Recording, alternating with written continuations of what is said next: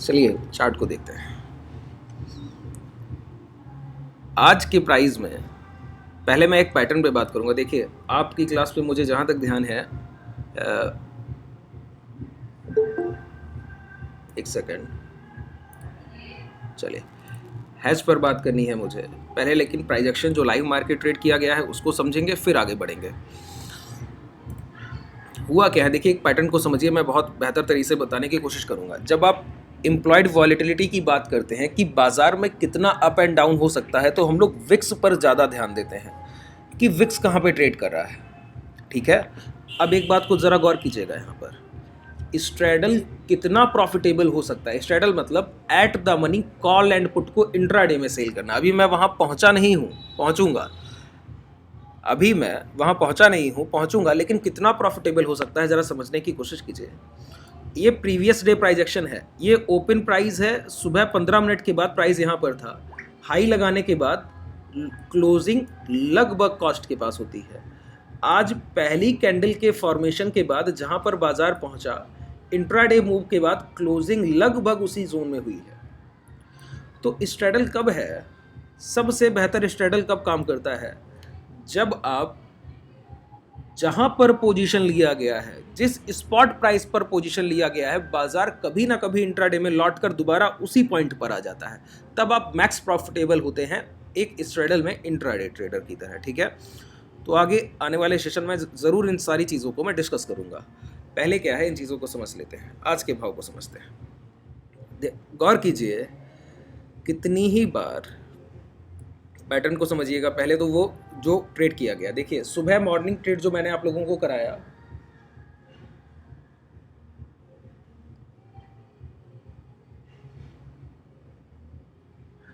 Morning trade जो मैंने आपको कराया है, वो ट्रेड क्या रहा, निफ्टी का ट्रेड था। अमूमन ट्रेड्स में बैंक निफ्टी को ज़्यादा प्रेफर करता हूँ, उसके बाद मैंने नेक्स्ट ट्रेड बैंक निफ्टी में भी प्रेफर किया है। 3-4 चीज़ें बहुत समझने लायक हैं आज के बाजार में। पहली तो ये देखिए, प्रीमियम को पहले समझ लेते हैं।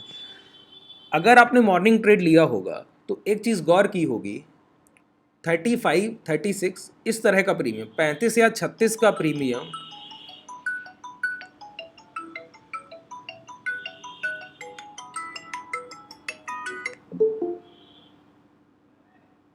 हेलो, अभी क्लास चल रहा है, मैं आपसे बाद में बात करता हूँ। ठीक है, क्लास चल रहा है, मैं आपसे थोड़ा टाइम लेकर बात करता हूँ।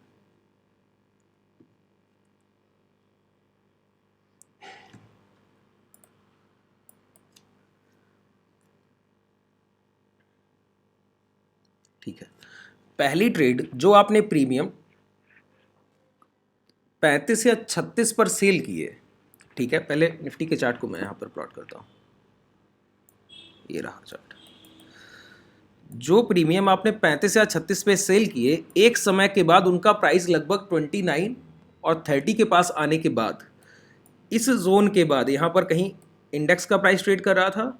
उसके बाद जब अप साइड देखिए मार्केट ने कितना रैली दिया है, ज़रा पॉइंट्स में देखिए, 551 से हाई क्या है 608, प्रीमियम 25 टू 26 ट्रेड कर रहा था। मतलब 50 पॉइंट की रैली में प्रीमियम में डिके कितना हुआ, सिर्फ 3 या 4 पॉइंट का।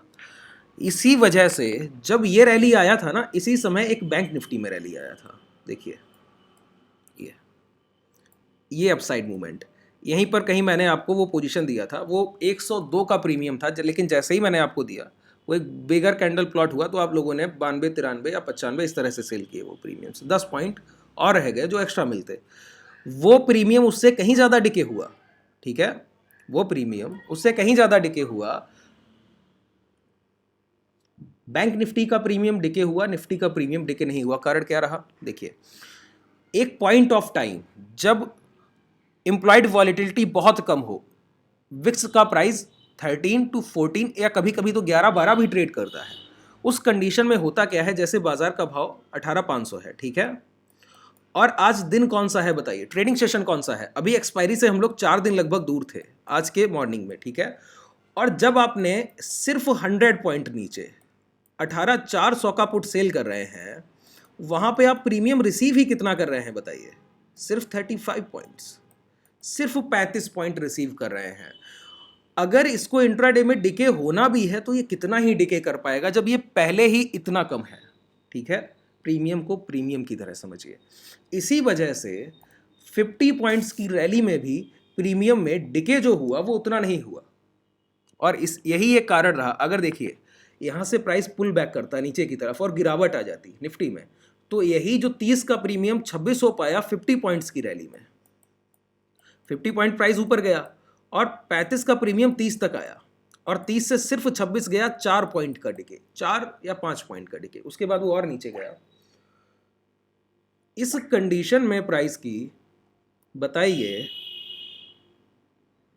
क्या इस पोजीशन को होल्ड करना ठीक होता? नहीं। लेकिन यही पॉइंट ऑफ टाइम अगर प्राइस नीचे की तरफ गिरने लगता तो यही 27 या 28 पॉइंट का प्रीमियम 50 हो सकता था, 15 होना मुश्किल था, 15 होना मुश्किल था, 50 होना आसान था। ठीक है, तो रिस्क रिवॉर्ड रेशियो जब फेवरेबल ना हो एज अ सेलर, तब हम लोग उस ट्रेड को एग्जिट करके किसी अच्छे स्ट्राइक प्राइस को सेल करने की कोशिश करते हैं। जैसे निफ्टी का पहला मूव बैंक निफ्टी से ज़्यादा स्ट्रांग था, पहला मूव सुबह का मॉर्निंग मूव। इसी वजह से वहां पर हम लोगों ने पहला पोजीशन लिया, वहां पे प्रॉफिटेबल भी हो रहे थे। लेकिन एक पॉइंट ऑफ टाइम समझ आ गया कि ये रैली कर रहा है, अपसाइड प्राइस जब 20 पॉइंट प्रीमियम, अगर 35 पॉइंट प्रीमियम है सर, और स्पॉट प्राइस 25 पॉइंट चल चुका है ऊपर की साइड, और प्रीमियम 35 का हो रहा है 32, सिर्फ 3 रुपए गिर रहा है। आप अंदाजा लगा लेंगे कि अगर 100 पॉइंट चलता है तो ये कितना ही गिरेगा, 3 इंटू 4, 12 पॉइंट के आसपास, इससे ज़्यादा डिके नहीं होगा। तो आप उस समय का लो देखिएगा, 23 के आसपास लगा होगा इस 18,400 के पुट का, अगर लगा होगा, मैंने इतना ध्यान नहीं दिया, लगभग वहीं आसपास होना चाहिए। ठीक है, इस कंडीशन में इस कैलकुलेशन से आप समझ सकते हैं कि कितना डाउन मूव संभव है। और अगर संभावना रिस्क की ज़्यादा हो कि यहीं से मान लेते हैं, हुआ क्या, मॉर्निंग में रिलायंस एक अच्छा परफॉर्म कर रहा था और एचडीएफसी वीक मूव में था, नीचे की तरफ जा रहा था। अगर यहां पर प्राइस रुका हुआ था तो वो एक बैंक निफ्टी के लिए आईसीआईसीआई बैंक था जो एचडीएफसी की गिरावट को बाइंग में कन्वर्ट कर रहा था। जितना वो गिराने की कोशिश कर रहा था उतना वो अपसाइड मूव कर रहा था। ठीक है, इस कंडीशन में पहली ट्रेड को एग्जिट कर कर दूसरा प्रीमियम जब हम लोगों ने सेल किया वो एक 70 के आसपास पहुंचा, तो वहां पर भी वही कंडीशन आ गई कि अगर यहां से डाउनवर्ड्स मूव आता है तो आपके प्रीमियम बहुत तेजी से बढ़ेंगे। क्यों? कारण मात्र एक है, हम लोग अभी एक्सपायरी से काफी दूर हैं, 4 दिन का समय है। अगर यही इंप्लाइड वॉलिटिलिटी आपको विक्स का प्राइस 16 या 17 दिखता तो मैं इस ट्रेड को एग्जिट नहीं कराने वाला था, और थोड़ी देर तक होल्ड करते तो और अच्छा। जो आपने देखा 67 या 65 लो लगाया होगा उस पर्टिकुलर स्ट्राइक प्राइस ने, वो लो उसका होना चाहिए था 55 या 50। अगर यही दिन बुधवार का होता तो 50 या 55 का होना चाहिए था। प्रीमियम का कैलकुलेशन धीरे धीरे जब तक आप लाइव मार्केट में ट्रेड्स को नहीं एनालाइज करेंगे समझ नहीं पाएंगे। इसी वजह से जब मैं आपके प्रीमियम्स पे ले जाता हूं, क्या कोई भी स्ट्राइक प्राइस सेल करना है, आयरन फ्लाई डिप्लॉय करना है, स्ट्रैडल लगाना है, इन सारी पोजीशंस में सबसे महत्वपूर्ण क्या है, आप सेल कितना कर रहे हैं, आपने बाई कितना किया है। सेल करने का मतलब है टोटल प्रीमियम आपने रिसीव कितना किया है, बाई करने का मतलब है टोटल प्रीमियम आप पे कितना कर रहे हैं। और जब हम एक ही समय पर बायर और सेलर दोनों होते हैं तो हमारा रिस्क मैनेज एक पोजीशन में बहुत बेहतर रहता है।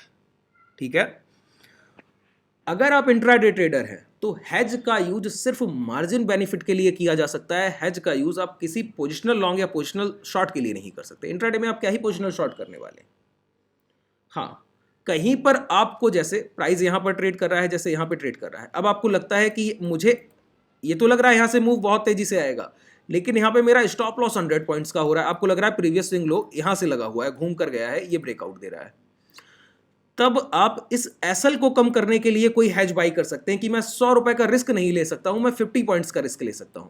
तो इस तरह का कोई ऑप्शन साथ में बाई कर लीजिए, जैसे कोई सेल करेंगे, या फिर बाई करेंगे तो इस तरह का सेल कर दीजिए कोई ऑप्शन ऊपर से, अप साइड से, out the money.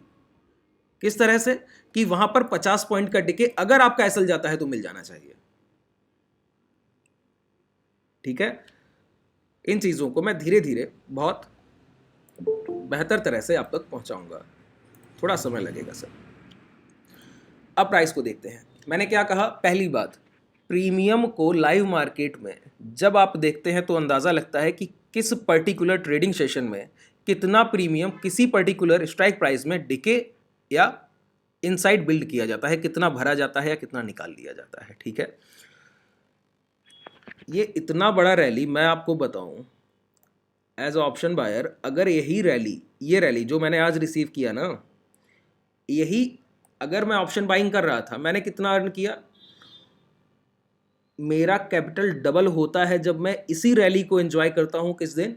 Expiry day को कैपिटल डबल होता है। ये बहुत बड़ा रैली है, आप पॉइंट्स में देखिए, ये 42,890 का प्राइस है। ये ब्रेकआउट आप लेते हैं ना तो ये 940-45 के आसपास मिलता है, और ये हाई लगा रहा है 125 के आसपास। ठीक है, 70, 80, 90, 100 पॉइंट, 150 पॉइंट के मूव बहुत बड़े होते हैं जब इंट्राडे में आपको सडन मूव मिलता है। देखिए, यही मूव क्या यहाँ पर नहीं आया होगा? जैसे इस पॉइंट ऑफ टाइम पर मैं आपको समझाने की कोशिश करूँ, जैसे आप यहाँ पे बाई करते, ठीक है, अब यहाँ पे ये डब्ल्यू पैटर्न के साथ मान लेते हैं कि आपका बाई करने का मूड होता कि यहाँ पर निकल जाना है प्राइस को, और निकलता भी अगर तो यहाँ तक पहुँचने वाला था, लेकिन इसमें टाइम कितना लगा है। ठीक है, और ये मूव एक सडन मूव है। प्रीमियम्स को डिके होने का मौका ही नहीं मिलता है जब कोई भी प्रीवियस कैंडल के नीचे नेक्स्ट कैंडल क्लोज नहीं करता है, एक भी अगला कैंडल पिछली कैंडल के नीचे नहीं आ रहा है और प्राइस सडन मूव करते हुए आगे बढ़ रहा है। ये एक अच्छा मूव है। यहां पर रिजेक्शन दिखने लगते हैं, कैंडल्स छोटे होने लगते हैं, निकल जाइए काट कर ट्रेड, ऑप्शन बायर की तरह। मैंने ये ऑप्शन बाइंग की पोजीशन को मैंने आपको सेलिंग की तरह कराया इंट्राडे में। ऐसी ट्रेड्स हालांकि आप सभी लोग करते भी रहते हैं समय समय पर। देखिए एक बात और, अगर आप उससे ये पूछें कि इस ट्रेड को मैं इस मूव को कैसे कैच करूं, अगर आप मुझसे इसी का उलट सवाल भी आप लोग करते हैं, मैसेज में डाउट्स रहते हैं आप लोगों के कि इस मूव को मैं कैसे कैच करूं या ये कैसे पहचान लूं, इसी सवाल को दूसरी तरह ट्विस्ट करके बता रहा हूं आप लोगों के ही क्वेश्चन से, ये कैसे पहचान लूं कि मूव इतना बड़ा आने वाला है। अगर यही पहचाना जा सके बाजार में, तो अगर मैं 10 ट्रेड करता हूं ना तो मैं सिर्फ 4 ट्रेड करूंगा, वही जो मैं आइडेंटिफाई कर लेता हूं कि मूव बहुत बड़ा होगा। ये 10 ना करूं। ये 10 ट्रेड करने का ज़रूरत पता है क्यों है? क्योंकि 10 में मुझे सिर्फ इतना पता है, पहले जब मैंने ये ट्रेड लिया, मान लेते हैं यहाँ पर मैंने लिया होगा, अब मुझे पता है कि अपसाइड मूव आ सकता है, कितना आएगा ये नहीं पता है। क्यों? ये फॉर्मेशन तो मेरे सामने नहीं है, लेकिन प्रीवियस फॉर्मेशंस मेरे सामने है, तो मुझे प्रीवियस स्विंग तो पता है कि मैं लॉस कितना करूंगा, वो डिसाइड है, कमाऊंगा कितना ये डिसाइड नहीं है सर। आपका भी डिसाइड नहीं होना चाहिए कि अर्न कितना करूंगा। प्राइस को मूव करने का मौका दीजिए, जहां पर लगे कि मोमेंटम जा रहा है अब तो निकल जाएंगे, तो ये डिसाइड नहीं है। यही 10 ट्रेड जो आप करते हैं ना, उसी में 4 इंपल्सिव मूव करके जाते हैं जहां आप अपने स्टॉप लॉस पर बिलीव करते हैं। अगर आपने एसएल पे बिलीव नहीं किया तो वो 4 ट्रेड जो बेहतर होने वाले थे उनको आप यहीं कहीं जल्दी काट के निकल जाएंगे। ऐसा नहीं है आप ट्रेड्स को ले नहीं पाते हैं जो बड़े मूव करके जाते हैं, आप उनको सडन कहीं बीच में ही कट करके निकल जाते हैं। मैंने कहा मोमेंटम फेड 2 तरह से होता है सर। 4 बड़े मूव मिलेंगे, एक बड़ा मूव किसी एक बड़ी कैंडल से चला भी जाएगा। मान लेते हैं आप एक प्रीवियस लो के नीचे क्लोज का वेट कर रहे थे, अगर एक बड़ी कैंडल से ये क्लोजिंग हो गई तो आप जितना पैसा कमा रहे हैं उसका 50% आपका निकल जाएगा। तो 3 का पैसा जो बहुत बड़ा बनेगा ये 10 एसएल से भी बड़ा होता है। बात समझ रहे हैं? ये 10 स्टॉप लॉस से बहुत बड़ा पैसा होता है, जो आपने एसएल डिसाइड किए थे ना उससे कहीं ज्यादा। तो हम लोगों को रैली को एंजॉय करना आना चाहिए। एक ट्रेड को जब तक मोमेंटम जा रहा है, देखिए मोमेंटम कैसे जाता है, यहां पर ये बताइए, इस ब्रेकआउट के बाद एक भी कैंडल आपको दिखता है जो प्रीवियस कैंडल पिछले भाव के नीचे बंद हो? अब प्रीवियस कैंडल के लो को कुछ लोग आइडेंटिफाई नहीं कर पाते हैं, तो मैं कहता हूं जैसे 12 PM है, 12 बजे का आप प्राइस देख रहे हैं, ठीक है, तो 12 बजे अगर 100 रुपए पर भाव ने शुरुआत की है, करेक्ट 12 प्राइस होना चाहिए कि करेक्ट 12 बजना चाहिए उस समय, ठीक है। जैसे ये 21-22 हो रहा है, 9:22 यहाँ पर, अगर ये 9:25 से शुरुआत करे, मान लेते हैं कि 9:25 से प्राइस शुरुआत करे और 100 रुपए भाव है, अब 9:30 पे भाव कितना होना चाहिए? 101, ठीक है। तो आप क्या है, 100 पर अगर आपने ट्रेड लिया है तो ट्रेड अप साइड ऊपर की तरफ मूव कर रहा है। आपको अब ध्यान रखना है कि अगले 5 मिनट का कैंडल जो है ये 100 से 101 गया है ना, इस 100 के नीचे क्लोज नहीं करना चाहिए। अब जितनी देर है इस तरह से हर 5 मिनट के बाद आपको ये चीज देखते हुए आगे बढ़ना है। यही एक सबसे बेहतर ट्रेलिंग स्टॉप लॉस भी होता है एक ट्रेडर के लिए। सबसे बेहतर ट्रेलिंग स्टॉप लॉस है। हम कर क्या रहे हैं यहां पर समझिए। मैं ट्रेड को, आप लोग क्या करते हैं, आपने अप साइड के लिए, अभी शॉर्ट की बात नहीं कर रहा हूं, एग्जांपल दे रहा हूं तो सिर्फ लॉन्ग के लिए दे रहा हूं। आपने एक ट्रेड यहां पर एग्जीक्यूट किया है, मान लेते हैं 10 के भाव पर कोई ट्रेड एग्जीक्यूट किया। आपने लिया किस लिए है? लॉन्ग के लिए, ऊपर की तरफ भाव दौड़ेगा यही सोच कर लिया है। आपका साइकोलॉजी क्या करता है, एसएल कहीं यहां कहीं नीचे के लेवल पर रहा होगा। आपने जब अप साइड के लिए ट्रेड लिया है तो कम से कम इसको चलने का मौका तो दीजिए। अगर ये चल रहा है तो, अगर रुक जाएगा तो काट के निकल जाएंगे। अगर ये चलने लगा है, आपने जैसा सोचा था वैसा ही प्राइस बिहेव कर रहा है, तो आप क्यों ही काट कर निकल रहे हैं? तो थोड़ा मौका दीजिए ना कि 4 रुपए तक ऊपर गया तो 104 भाव हो गया है, ठीक है। अब नेक्स्ट कैंडल पहुंचा है 106 पर पहुंचा है तो 106 रुपया भाव हो गया है। इस तरह से ये ऊपर की तरफ चलता जा रहा है। अब नीचे हर कैंडल के लो, जैसे यहां पर ये लो रहा 954, अगर ये लो रहा 977, फिर ये लो बना 989, फिर ये लो बना 3009, फिर ये लो बना 3034, इस तरह से ये चलता जा रहा है। अब यहां पे देखिए बॉडी साइज अच्छे से बिल्ड हो रहे थे, एक जगह पर डोजी कैंडल का फॉर्मेशन और प्राइस स्टक करने लगता है, रुकने लगता है। अब ये मोमेंटम फेड हो रहा है जहां पर बॉडी साइज छोटे हो जाते हैं। प्रॉफिट बुक करिए और निकल जाइए। जब भी बड़े मूव मिलेंगे तो उसमें एक चीज कॉमन होगी, क्या? प्रीवियस कैंडल के लो ब्रेक नहीं होंगे। अगर शॉर्ट किया है तो प्रीवियस कैंडल के हाई ब्रेक नहीं होंगे। लेकिन शॉर्ट करने में एक बहुत चीज प्रॉब्लम करती है, क्या? यहां से गिरावट की शुरुआत होगी, नेक्स्ट कैंडल की शुरुआत तो यहां से होगी, लेकिन वो पहले 2.5 मिनट में इस लो के ऊपर निकल के फिर गिर कर नीचे आएगा। ये जो अपसाइड निकला है ना, इसको आप होल्ड नहीं कर पाते हैं शॉर्ट में। और शॉर्ट प्राइस में इतना तेज मूवमेंट होता है कि आप होल्ड ही नहीं कर पाते हैं। करना क्या है, इतना एक साथ सेलर जब बाजार गिरता है ना, तो कई सारी पोजीशंस एक साथ स्क्वायर ऑफ होती है। उन पोजीशन से क्या होता है, आईवी जो मैं विक्स की बात कर रहा हूं, बहुत तेजी से अप एंड डाउन होता है, प्राइस बहुत तेजी से फ्लक्चुएट करता है। उसकी कंडीशन क्या होती है, यहाँ पे ऑर्डर्स पड़े हैं, वो तुरंत आए हैं ऑर्डर्स और प्राइस अपसाइड जा रहा है। यहाँ पे पहले से शॉर्ट पड़ा है, ऊपर से सेलिंग उठाएगा, काफी तेजी से गिरेगा। तो जब आप अप साइड मूव को देख रहे हैं तो आप शांति से ट्रेड ले सकते हैं। शॉर्ट करने के लिए आपको प्राइस पर प्रैक्टिस करना होगा, धीरे धीरे करके, बार बार। देखिए मैं जितनी बार आपको दिखाने की कोशिश करूं, छोटे मूव को भी अगर मैं यहां पे कैरी करूं तो आप और बेहतर समझेंगे। मान लेते हैं कि यही 4 कैंडल्स को देखिए, जब तक ये चला है कोई भी प्रीवियस कैंडल लो ब्रेक हुआ है क्या? नहीं हुआ है। जब तक ये मूवमेंट चला है तब तक कोई प्रीवियस कैंडल लो ब्रेक हुआ है क्या? नहीं हुआ है। यहां पे जब तक ये चला है तब तक कोई लो हुआ है? नहीं हुआ है। जैसे ही लो ब्रेक हुआ है तो प्राइस और नीचे आ गया है। यहां पे प्रीवियस कैंडल के लो ब्रेक होने लगे हैं तो इस हाई को ब्रेक नहीं कर पाया है। यही तो वो जगह थी जहां मैंने कहा था एसएल ट्रेल 75, 70 चल रहा था, मैंने कहा अगर 75 आता है तो निकल जाइए। क्यों? मैं ट्रेड को मौका दे रहा हूं, 5 पॉइंट देकर मैं मौका दे रहा हूं उसको कि अगर आप ऊपर और जाना चाहते हैं, मुझे 20 पॉइंट और देना चाहते हैं तो दे लीजिए। मैं 5 पॉइंट अपने प्रॉफिट में से आपको दे रहा हूं, ले जाइए, कोई प्रॉब्लम नहीं। सिर्फ 5 पॉइंट देकर अगर ये मुझे 20 और देता, एक भी कैंडल यहां पे रुक रहा था, प्राइस रुकते हुए निकल जाता ऊपर की तरफ, तो मैं और प्राइस पैसा बाजार से लेके आपको दे सकता था। मगर अगर ये एसएल लेकर जाता है तो कोई प्रॉब्लम ही नहीं है, निकल जाइए, कमा चुके हैं जितना कमाना है, ठीक है। इस तरह से जब आप ट्रेडिंग करते हैं तो आपकी कई चीजें धीरे धीरे बिल्डअप होती जाती हैं। अब समझिए तीसरी चीज पर आते हैं, जो पैटर्न मैं आपको बताना चाहता हूं। कई लोग, आप लोग सुनते रहते हैं double top, double bottom, triple top, triple bottom. मैं कहता हूं डबल टॉप और डबल बॉटम तो ठीक है, ठीक है। डबल टॉप होता क्या है पहले समझ लीजिए। जैसे कोई प्राइस नीचे से चलता हुआ आया, मान लेते हैं 80 के भाव से चलता हुआ आया, ठीक है। 80 के भाव से चलता हुआ भाव 100 तक पहुंचा है। अब 100 पर कोई रिजेक्शन जोन है, कोई सेलर है जो ट्रेड काट रहा है, वहां पर अपनी पोजीशंस को स्क्वायर ऑफ कर रहा है, या फिर नीचे से खरीदा हुआ ट्रेडर कोई अपने प्रॉफिट बुकिंग की कंडीशन में चला गया है, जो बड़ा ह्यूज क्वांटिटी ट्रेड कर रहा है वहां पर बैठ के। अगर ये यहां पे प्रॉफिट बुकिंग कर रहा है या फिर प्रॉफिट बुकिंग कर रहा है या फिर बहुत बड़े सेलर्स आ गए हैं जो अब यहाँ पे सीधी बिकवाली ही करना चाहते हैं, दोनों ही कंडीशन में क्या होगा, 100 से प्राइस में सेलिंग प्रेशर आएगा, प्राइस नीचे की तरफ आएगा। लेकिन आप एक बात बताइए, जब 80 से 100 भाव गया होगा, क्या पूरी कंडीशन में क्या 100 पर पूरी सेलिंग पड़ा होना संभव है? नहीं। प्राइस इस तरह से जाता है, कैसे, थोड़ा गिरावट के बाद फिर ऊपर, थोड़ी गिरावट के बाद फिर ऊपर। तो कुछ बाइंग यहाँ पड़ी है, कुछ बाइंग यहाँ पड़ी है।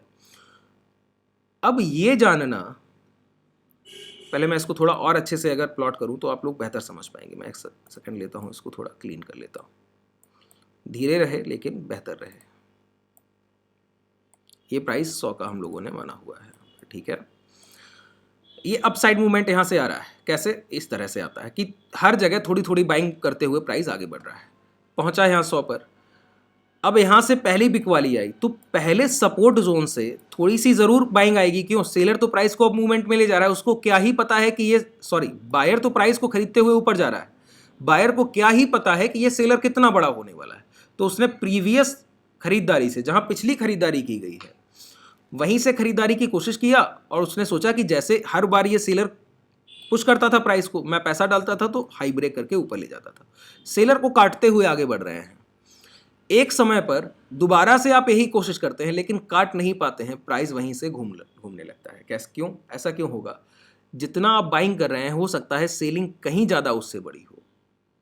तो पहली गिरावट के बाद जब आपने खरीदारी दोबारा की, फिर भी सेलर अगर प्राइस को ऊपर ना जाने दे तो कंडीशन क्या होगा? दोबारा से रिजेक्शन आएगा। यही 2 बार एक पर्टिकुलर प्राइस को चलते हुए प्राइस में, क्या कह रहा हूं, 2 बार एक पर्टिकुलर प्राइस को, एक ही भाव को एक चलते हुए अप ट्रेंड प्राइस में पहली बार टच करना और दूसरी बार टच करना, इसको डबल बॉटम कहते हैं, ठीक है।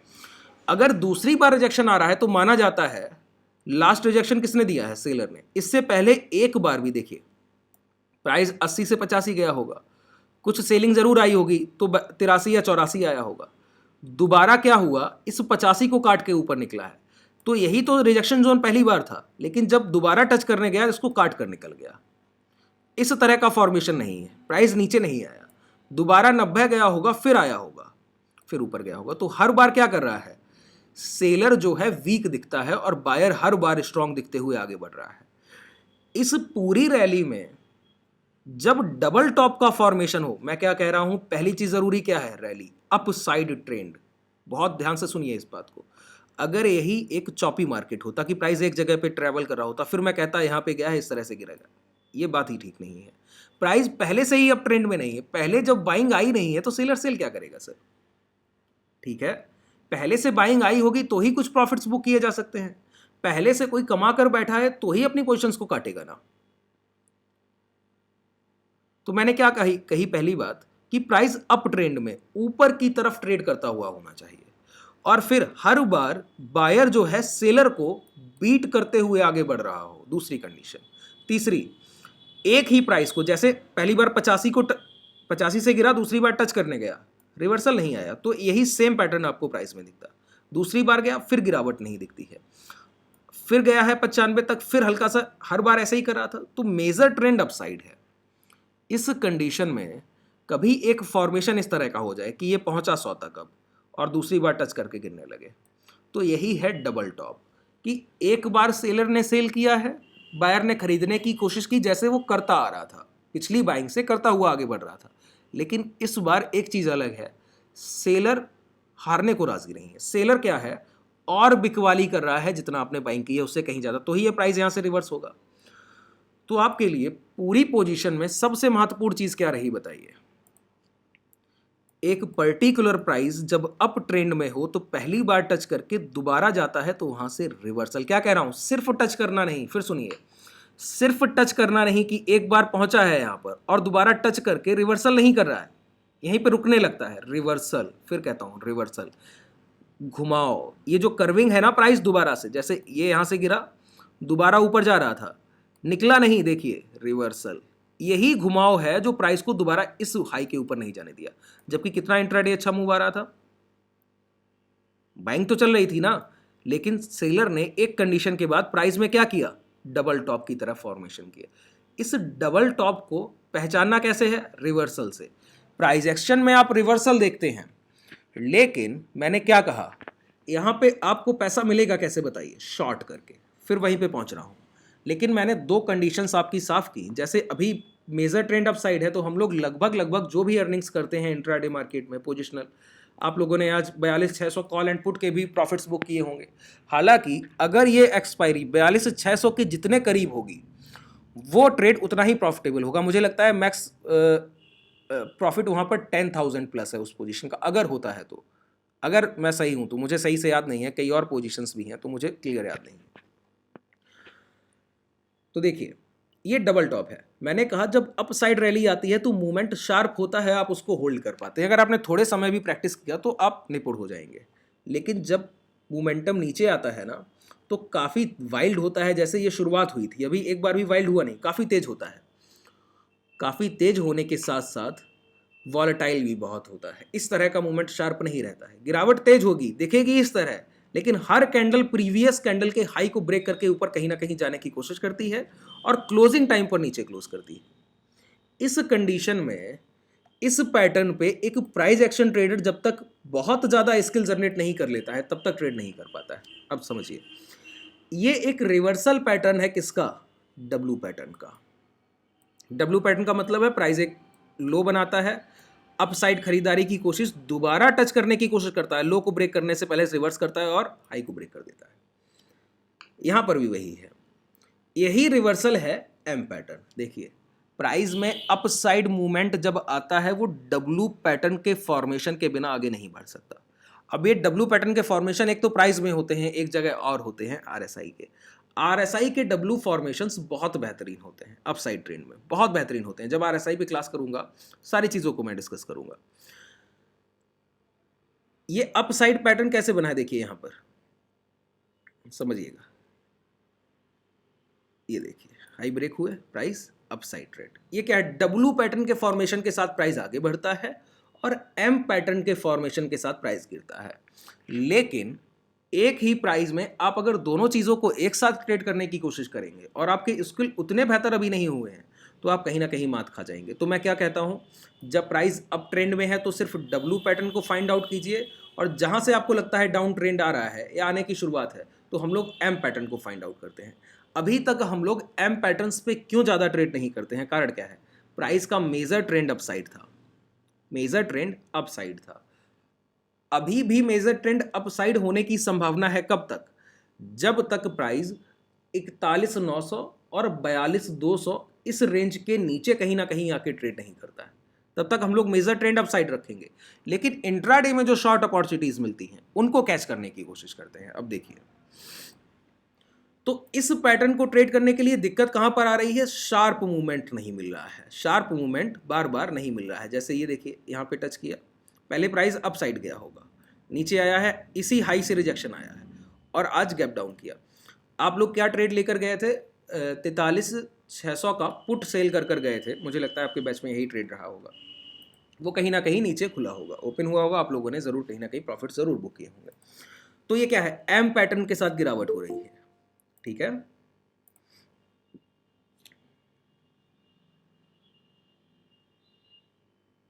चलिए ठीक है। अब है क्या, तो आपको क्या चाहिए इस कंडीशन में? आपको चाहिए टूल। कब? जब आपके स्किल किसी प्राइस एक्शन में बेहतर ना हो और आपको किसी ट्रेंड को पकड़ना भी हो। क्या कह रहा हूं? आपको किसी ट्रेड को कैच करना भी हो और आपके स्किल्स बहुत बेहतर ना हो। उस कंडीशन में क्या किया जाता है? तब आप टूल का सहारा लेते हैं। अब दूसरी बात कहता हूं, जैसे जैसे आप अपने स्किल को बेहतर करते जाएंगे इस टूल को अपनी ट्रेडिंग से स्किप करते जाएंगे। ठीक है? क्यों?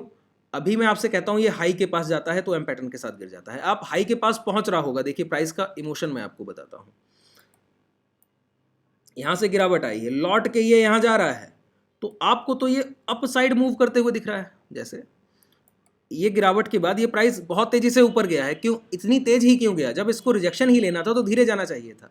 ये कहीं ना कहीं बायर को इनवाइट करना चाहता है, और बायर कैसा? रिटेल बायर, जिसको लगता है कि अभी बाजार 43,000 20-25 पे खड़ा था और सिर्फ 20 मिनट बीता है और बाजार सोचिए 100 पॉइंट का रैली दे दिया, जल्दी खरीद लीजिए नहीं तो महंगा हो जाएगा। इस कंडीशन में आकर जैसे ही ये बाइंग, ये क्या होगा, ये कोई अच्छा बायर नहीं पे यहाँ पे एंटर करेगा, अच्छा बायर वेट कर रहा है दोबारा से, जैसे यहाँ पर वेट किया गया, एक अपसाइड मूवमेंट के बाद कंसोलिडेशन और फिर हाई ब्रेक कीजिए तो मैं ट्रेड लूंगा। अब एक रिजेक्शन के बाद आप यहाँ आके फिर कंसोलिडेशन कीजिए, फिर हाई ब्रेक कीजिए, फिर मैं ट्रेड लूंगा। चलिए, लेकिन एक अच्छे बायर्स यहाँ पे नहीं पार्टिसिपेट करेंगे। कौन करेंगे? बैड बायर्स, जिनको पैसा लूज करना है, जो पैसा अपना यहाँ पर देकर जाएंगे। किनको देकर जाएंगे सर? आपको देकर जाएंगे। तो उनको यहाँ इनवाइट करता है मार्केट। अब इस कंडीशन में जब प्राइस जब गिर रहा था तो आप शॉर्ट करने का सोचते हैं, जब अप साइड जाता है तो आप बाई करने का सोचते हैं। माइंड आपका इसी तरह से है कि वो बाई करने का सोच रहा होगा। इस कंडीशन में आपको क्या करना होगा? बाई को कैसे छोड़ सकते हैं? आप वेट कीजिए कि अगर आप डायरेक्ट आप यहाँ पे देखिए, प्राइस में जो है ना कई चीज़ें एक साथ काम करती हैं। अब मैं सिर्फ एक पैटर्न को समझा रहा हूँ तो मैं प्राइस पे बात नहीं कर पा रहा हूँ। अगर मैं प्राइस पे बात कर पाऊँ तो मैं आपसे कह सकता हूँ, एक बात को बहुत आसानी से समझिएगा। जब यहाँ से गिरावट आई तो प्राइस पहले रुका थोड़ी देर, फिर ये गिरावट आई, ठीक है। अब यहाँ से प्राइस इसी गिरावट के पास, अब ये रुकने का कारण क्या रहा होगा? ज़रूर रुक कर सेलिंग की गई है तो ही सेलिंग प्रेशर आया है, तो ही प्राइस नीचे गिर कर आया है, ठीक है। रुक कर क्या हुआ है? सेलिंग हुई होगी। अब जब सेलिंग हो गई है तो सेलिंग रुक कर हुई थी, अब आप ब्रेकआउट करने जा रहे हैं तो ब्रेकआउट करने कहाँ से गए हैं? स्विंग करके नीचे से कहीं से गए हैं 43,000 के प्राइस से। इस सेलिंग को काटने के लिए बायर ने एंटर कहां पे किया होगा? 43,000 के प्राइस पे। तो खरीदारी कहां पड़ी है? 43,000 के प्राइस पे। सेलिंग कहां पर हुई थी? 43,138.40 के प्राइस पर।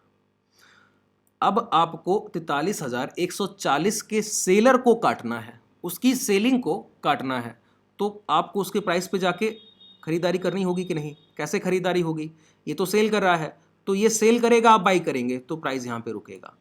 और फिर दूसरी बात, अगर प्राइस नहीं रुकता है और डायरेक्ट इसको ब्रेकआउट करने जाता है और कर भी जाता है तो बिलीव नहीं कीजिए। क्यों? अगर गिरा तो डायरेक्ट 43,000 आएगा, इतना बड़ा लॉस लेके जाना है कभी नहीं। डायरेक्ट अगर नीचे के लेवल से ब्रेकआउट करने जा रहा है ना, बिलीव ही मत कीजिए प्राइस पे, सीधी सी बात है। क्यों नहीं करना है? आपकी बाइंग पड़ी है 43,000 पर और आपने सेलर को ब्रेक किया है 150 पॉइंट ऊपर के सेलर को ब्रेक कर रहे हैं। बेवकूफ समझते हैं आप हमको कि आप नीचे के लेवल पे आपकी बाइंग पड़ी है और ऊपर के सेलर को काट रहे हैं। जब आपको 43,150 के सेलर को काटना है तो वहीं खड़े होकर आपको बाइंग करनी होगी, 2-3 बार रिजेक्शन लेने होंगे प्राइस में, तो आप खरीद पाएंगे। जैसे सुबह का प्राइस देखिए, ये अच्छा पैटर्न क्यों है, ये बुरा पैटर्न क्यों है? अगर आप बाइंग ही सोचते हैं अपसाइड, मैं सिर्फ इस चीज पे बात कर रहा हूं, क्या गौर कीजिए, मैं फिर से एम पैटर्न में जो आपके अंदर बाइंग का कीड़ा आता है ना, मैं सिर्फ उसको निकालने की कोशिश कर रहा हूं, बाकी कुछ नहीं कर रहा हूं। अगर आप देखेंगे, गौर करेंगे तो पहला रिजेक्शन प्रीवियस डे लो, प्रीवियस डे की क्लोजिंग से आया। जब पहली कैंडल अपसाइड आई ना तो प्रीवियस डे की क्लोजिंग से आया। तो अब ये सेलिंग कहां पर पड़ी है? देखिए प्राइस यहां पर लिख कर आ रहा है, यहां पे लिख के आता है, यहां पर आप देखेंगे जहां पे मैं ले जाऊंगा कर्सर, और यहां पे प्राइस लिख कर आता है, ठीक है, देखते रहिएगा। ये 42,940 का भाव है। प्रीवियस डे क्लोज भी इसी के आसपास दिखता है कहीं। तो प्रीवियस डे की क्लोजिंग से सेलर सेल कर रहा है, बिल्कुल सही काम कर रहा है, उसका धर्म है। कल जब करते हुए प्राइस नीचे क्लोज किया है, गिरते हुए क्लोज किया है, तो उसका धर्म बनता है कि आज भी वहीं से सेल करे। अब बायर क्या कर सकता है? इस सेलिंग को काट सकता है। तो पहली सेलिंग कहां से आई? 42,940 से। प्राइस गिरकर आया कहां तक? 855 तक। अब आप 855 से खरीदारी करके इसको डायरेक्ट ब्रेक करेंगे, मैं बिलीव ही नहीं करूंगा। तो क्या हुआ? पहली रिजेक्शन का मैंने वेट किया, फिर जिस बायर ने नीचे से खरीदारी की, रिजेक्शन के बाद अब वो ऊपर के लेवल पे, देखिए पिछली बार खरीदारी हुई 42,855-60 पे, इस बार खरीदारी हो रही है 876 से ही प्राइस दोबारा से रिवर्स कर रहा है। अब जाके देखिए इसी सेलिंग जोन के पास प्राइस रुकता है, 4-5 कैंडल्स बनाता है, फिर सेलर सेल करने की कोशिश करता है। अब जाके प्रीवियस लो को ब्रेक करने से पहले डब्ल्यू पैटर्न का फॉर्मेशन, प्रीवियस लो ब्रेक नहीं हुए, जहां से पिछली बार बाइंग की वहीं से बाइंग करके अब ब्रेकआउट करा रहा है। अब लीजिए प्राइस को, ये एक अच्छा प्राइस है। अगर ये ब्रेकआउट हो जाता तो भी ये बेहतर प्राइस नहीं होता। तो हम लोग क्यों क्या करते हैं? डायरेक्ट अगर कहीं पे सेलिंग प्रेशर के बाद डायरेक्ट ब्रेकआउट आ रहे हैं तो वेट करते हैं। किस बात का? रिजेक्शन का। जब आप ये वेट करना सीखेंगे तो समझेंगे कि इस जोन से 10 में से 8 बार रिजेक्शन ही आएगा। और जब ये 8 बार रिजेक्शन आएगा, कैसे पता लगेगा? नेक्स्ट कैंडल प्रीवियस कैंडल के लो के नीचे क्लोज करेगा। रिजेक्शन आया, मैंने क्या कहा? रिवर्सल ज्यादा महत्वपूर्ण है। अप साइड प्राइस चलता हुआ तो आपको कहेगा बाई कर लीजिए, रिवर्सल आएगा तब कहीं आपके माइंड में आएगा गिर सकता है। और अगर आपके माइंड में पैटर्न क्लियर है कि एम पैटर्न का फॉर्मेशन हो सकता है, अब आप कीजिए शॉर्ट, अब कोई प्रॉब्लम नहीं है। एसएल, अब आपके स्टॉप लॉस सोचिए, अगर आप प्राइस के बहकावे में आकर इस ट्रेड में ब्रेकआउट देखते हैं और कहीं ना कहीं बाई कर ले जाते हैं, तो आपका एसएल क्या रहेगा? Previous swing low. कितना बड़ा एसएल है? 150 पॉइंट का। जब यहां से रिजेक्शन आता है इसी जोन से और एक कैंडल इस लो के नीचे क्लोज करता है, अब आपका एसएल क्या है? इसी के हाई के ऊपर, जहां से रिजेक्शन आया है, इसी के हाई के ऊपर प्राइस एक कैंडल क्लोज कर दे, आप तुरंत निकल जाइए। स्टॉप लॉस छोटा है, रिवॉर्ड बड़े हैं, क्योंकि तुरंत रिवर्सल आया है। दूसरी बात, सेलर ने पिछली बार सेल किया है, दोबारा रिजेक्शन कर रहा है, हो सकता है बड़ा रिजेक्शन हो। ये एम पैटर्न ज्यादा पैसा कब देगा पता है? जब प्राइस का मेजर ट्रेंड डाउन ट्रेंड हो। अभी मेजर ट्रेंड अप ट्रेंड है तो पैसा कम दे पाता है सर, जैसे यहां पर फिर वहीं से रिजेक्शन लेने चला गया है, क्योंकि बायर बार बार बाई करने की कोशिश करता है। ठीक है, तो जब मेजर ट्रेंड डाउन साइड हो तब आपको बड़े पैसे मिलते हैं। अब मैं आपको एक टूल की बात करता हूं, जैसे मैंने आपको प्राइस से समझाया कि यहां पर बाई क्यों नहीं करना चाहिए। ठीक है, लगभग क्लियर हुआ होगा। लेकिन फिर भी जब लाइव मार्केट में आप प्राइस को देखेंगे ना, तो ये कैंडल्स के फॉर्मेशन नहीं हुए होते हैं, सिर्फ 4 या 5 कैंडल्स के अपसाइड फॉर्मेशन होंगे। आपके मन में डर रहता है कि कहीं यहीं से बहुत तेजी से प्राइस ना निकल जाए, जैसे यहां पे चल के गया। इस प्राइस के चलने की एक अलग कंडीशन है और इस प्राइस के ना चलने की एक अलग कंडीशन है। ठीक है, अगर आप फिर भी इस चीज में धीरे धीरे निपुण हो पाएंगे, जो मैंने चीजों पर बात की है, तो तब तक क्या कीजिए, एक मूविंग एवरेज को याद रखिए।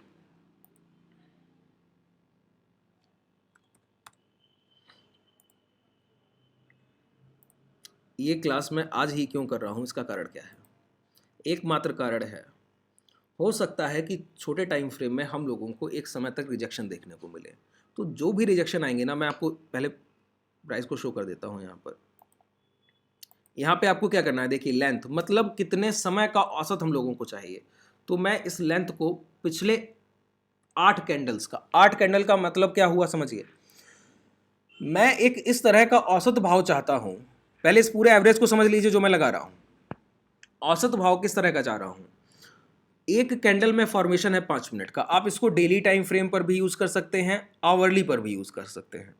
दोनों पर ही आपको बहुत बेहतरीन रिजल्ट्स मिलने वाले हैं, ये मैं तय बताता हूं। ठीक है, मैंने बहुत इन चीजों पे काम किया हुआ है, उसके बाद कुछ आपसे कहने की क्षमता रख रहा हूं।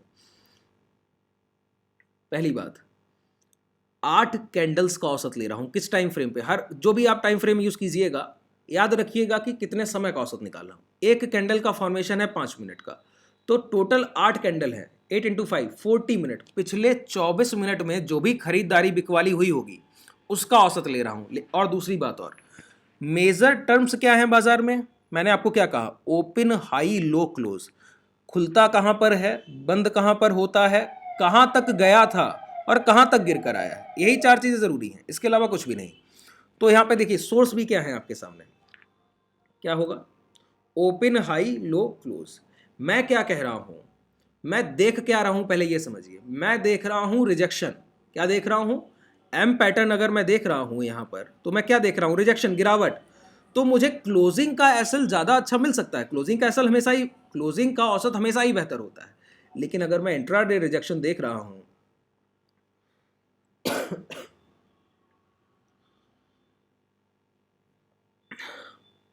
वेट कीजिए,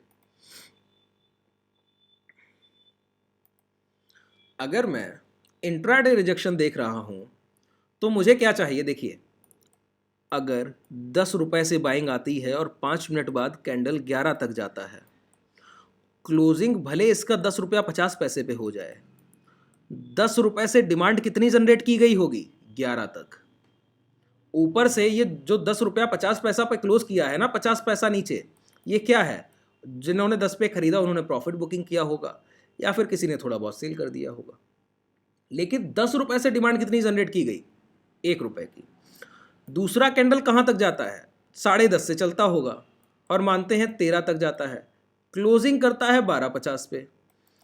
तो लेकिन 10:50 से लेकर 13 तक की डिमांड जनरेट की, खरीदारी कितनी की गई है कि भाव 13 तक चला जाता, गया भी, तभी तो वो हाई बना है। तो मैं क्या कर रहा हूं, मैं यहां पे क्लोजिंग को ना लेकर, मैं किसको काटने की बात कर रहा हूं, इस बायर को जो बार बार खरीदारी करता है। तो बायर की खरीदारी का जो हाई होता है ना, वो बहुत महत्वपूर्ण होता है औसत के लिए। एवरेज के लिए। अगर पिछले 40 मिनट की खरीदारी, ये मैं 5 मिनट का टाइम फ्रेम यूज़ कर रहा हूँ तो 5 मिनट के टाइम फ्रेम पे बता रहा हूँ।